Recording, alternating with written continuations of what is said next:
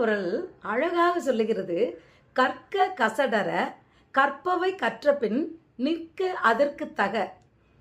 என்ன அழகு பாருங்க. நீங்க ஒன்றை படிச்சீங்கன்னா அதன்படி நடக்கணும்.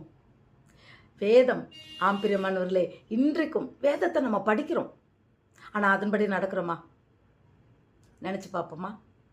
உங்களை நாம் நம்மையே கேள்வி கேட்டுக்கொள்வோம். அது அவ்வளோ அழகாக சொல்கிறாரு, கற்க கசடர குற்றமில்லாமல் படி, படித்ததன்படி நாம் நட. நம்ம வேதத்தை அழகாக நாம் வாசிக்கிறோம், ஒவ்வொரு நாளும் நம்ம வாசிக்கிறோம். ஆனால் அந்த வேதத்தில் சொல்லப்படி நாம் மற்றவர்களை மன்னிக்கிறோமா?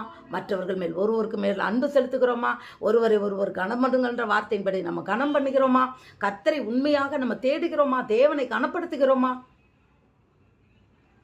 வாசிப்பதற்கும் நம் வாழ்க்கைக்கும் சம்பந்தமே இல்லாமல் வாழ்க்கும்போது அது கண்ணாடியில் நம்ம முகத்தை பார்த்துட்டு நம்ம நகண்டு போயிடும் போது எப்படி அது மாயமாக மறைந்து விடுகிறதோ அதுபோல் தான் பிரியமானவர்களே, இன்றைக்கும் அநேக சில காரியங்கள் நம்ம வாழ்க்கையில் பிரச்சனைகள், போராட்டங்கள் அது பிசாசு கொண்டு வருதுன்னா, உண்மையில் நாம் வேதத்தை நல்லா வாசிப்போம், ஆனால் அதன்படி நம்ம நடக்காதபடி இருக்கும்போது பிசாசுக்கு நம் வாழ்க்கையில் குறுக்கிடுவது அது ரொம்ப எளிமையாக போகிறது.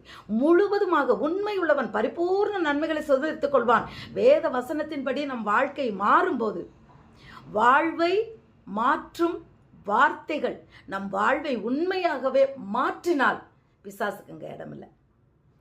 படிப்போம், அதன்படி நாம் நடப்போம்.